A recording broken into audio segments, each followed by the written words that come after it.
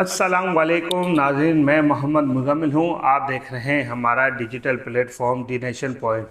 नाज़रीन, गुज़िश्ता रोज़ हमने आपको बताया अल्ताफ़ सबानी एमकेएम जनाब अल्ताफ़ हुसैन ने जो इमरान खान के हक़ में ट्वीट किए और उस पर बड़ा तशवीश का इजहार किया और बताया इमरान खान को कि जी अगर आप पे गैर आइनी गैर कानूनी पाबंदियां हैं तो मैं बिल्कुल आपके हक़ में बोलूँगा, मज़म्मत करूँगा, जालिम को जालिम कहूँगा। ऐसा नहीं हो सकता कि अल्ताफ़ हुसैन जालिम को जालिम ना कहे, जालिम को जालिम कहे बगैर ना रह सका हूँ ना रह पाऊँगा। मैं हमेशा जालिम को जालिम कहता रहा हूँ, कहता रहूँगा मुस्तकबिल में। बहरहाल उसके बाद ये भी अल्ताफ़ हुसैन ने लिखा कि जी जब 2015 में मुझ पे आप पाबंदी आयद हुई तो आप मेरे लिए एक अल्फाज भी आपने नहीं निकाला, मगर जब आप पे पाबंदी हुई है मैं बोलूँगा, आप बोले ना बोले मैं आपके हक़ में बोलूँगा। बहरहाल देखें एमक्यूएम पाकिस्तान की भी अभी देखें क्या सिचुएशन होने वाली है। एमक्यूएम पाकिस्तान में जो जिस तरह की लड़ाइयाँ सामने आ रही हैं, जिस तरह के अब इख्तलाफात खुल के आने लग गए हैं। गुज़िश्ता रोज़ भी जब वर्कर कन्वेंशन में एक बिल्कुल हाथापाई तक बात चली गई मुस्तफ़ा कमाल और एमक्यूएम के कारकुनों, जिसमें एक तरफ मुस्तफ़ा कमाल और दूसरी तरफ एमक्यूएम पाकिस्तान के लोगों में बहुत संगीन जो लड़ाई होने लगी, जिसमें बताया ये जाता है बात हाथापाई तक भी चली गई। बहुत से मीडिया चैनल्स ने इसको रिपोर्ट नहीं किया, या देखे उनका हुकूमत से एक गठजोड़ तो है ना, उसको रुकवाने मीडिया पे आने में कामयाब नहीं हो पाए। फिर जब आवाज़ें गूंजने लगी तो फिर बाहर जो वर्कर थे, पीएसपी के वर्कर जो पहले पीएसपी में थे अब मुत्तहिदा में थे, वो आ गए। फिर जब माहौल गर्म होने लग गया, देखा कि ये माहौल आउट ऑफ कंट्रोल जा रहा है, अब फिर उसके बाद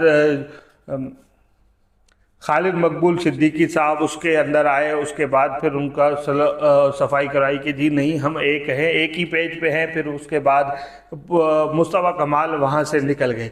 अच्छा, ये लड़ाई हुई क्यों? ये लड़ाई ये हुई कि पहले ऐलान हुआ कि जलसा जो एमक्यूएम करने जा रही है, पावर शो करने जा रही है, वो करने जा रही है 12 मार्च को।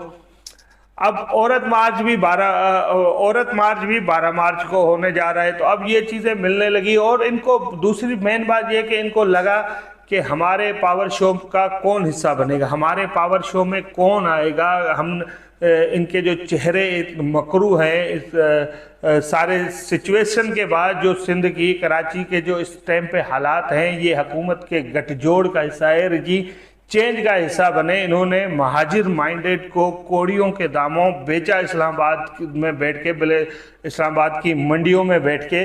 तो इनके पास जलसे में तो कोई आना नहीं है। गुज़िश्ता ट्रैक रिकॉर्ड देख लें, जितने भी इन्होंने जलसे किए हैं छोटे मोटे चुनने से, तो उनमें भी कोई आवाम नहीं आई। इन्होंने किसी तरह आवाम को जोड़ने में कोशिश की मगर कामयाब ना हो पाए। तो फिर उन्होंने कहा जी हम इसकी डेट को और आगे करते हैं, कोई हो सकता है कोई सिचुएशन बन जाए। फिर इन्होंने तारीख अब आगे करके 19 मार्च की कर दी है। 19 मार्च को देखते हैं जलसे में कितने लोग आते हैं और कहाँ कहाँ से आते हैं, कहाँ कहाँ से क्या। जो इनके, मुझे तो लगता है इनके जो घर के लोग हैं वो भी जलसे में शरीक नहीं होंगे। देखिए, पहली वजह तो इनकी जो गठजोड़ है, ये गठजोड़ मफाद का है, ये अपने ज़ाती मफाद का है। कौमी मफाद के लिए अगर ये गठजोड़ होता तो कौम इनके साथ खड़ी होती। और रही बात जो महाजिर वोटर है, जो उर्दू बोलने वाला वोटर है, जो एमक्यूएम की सियासत समझ लें कि 90% चलती है उर्दू वोटर के साथ। उर्दू वोटर ही एमक्यूएम पाकिस्तान को आगे लाके खड़ा करता है। अब उर्दू वोटर इनसे जो है वो बदज़हन हो चुका है। पहली बदज़हन की वजह इनकी बानी एमक्यूएम को पार्टी से बेदखल करना, फिर उसके बाद जो उनके प्रॉपर्टी के केसेस हैं उन पे नाजायज़ केसेस करना, फिर उन पे बेजा मुस्तफ़ा कमाल की तनकीद करना, और फिर उसके बाद सबसे मेन वजह ये गठजोड़, जो एक दूसरे को दफन करने आए थे, जो महाजिर नाम को दफन करने आए थे, वो खुद अपनी पार्टी को दफन कर बैठे। फिर लोगों ने, देखो बड़े बड़े लोगों ने बोला ये खिचड़ी ज़्यादा देर चल नहीं पाएगी, ये इत्तेहाद ज़्यादा देर चल नहीं पाएगा। हमने भी आपको कई मरतबा बताया कि जो इनके पाकिस्तान का ये इत्तेहाद बना है, ये अलायंस बना है, ये ज़्यादा देर का मेहमान नहीं है।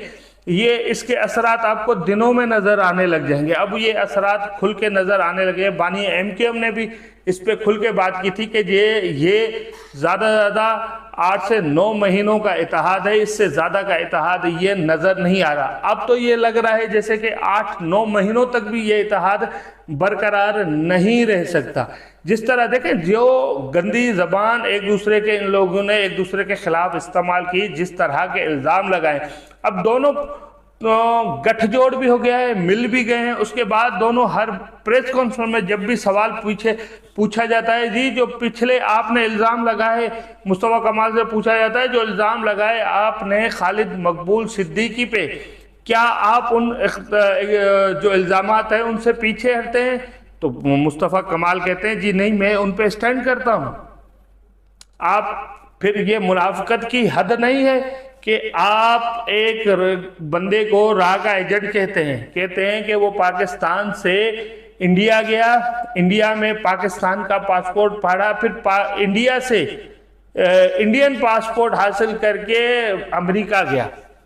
इतनी बड़ी साजिश को आपने बेनकाब किया, इतनी बड़ी इल्ज़ाम लगाया, फिर आप आज कहते हो कि मैं उनके अंडर में काम करूंगा और फिर मैं इन बातों पे भी स्टैंड करूंगा। वो राह का एजेंट है, इस बात पे मैं स्टैंड करूंगा, इस बात पे खड़ा हूंगा और मैं इनके साथ भी चलूंगा। इस तरह की बातें करना, फिर वो MQM पाकिस्तान के लोग भी जितनी ज़बान इस्तेमाल की मुस्तफ़ा कमाल के लिए, उन्होंने कहा हम उस पर भी स्टैंड करते हैं भाई, हम बस मगर अब साथ हैं। अब ये कैसा साथ बन सकता है? एक बंदे को आप बुरा भी समझते हैं, एक बंदे को मुल्क दुश्मन भी समझते हैं, एक बंदे को आप राह का एजेंट भी समझते हैं, एक बंदे पे आप ये भी इल्ज़ाम लगाते हैं कि उसने पाकिस्तानी पासपोर्ट फाड़ के फेंक दिया।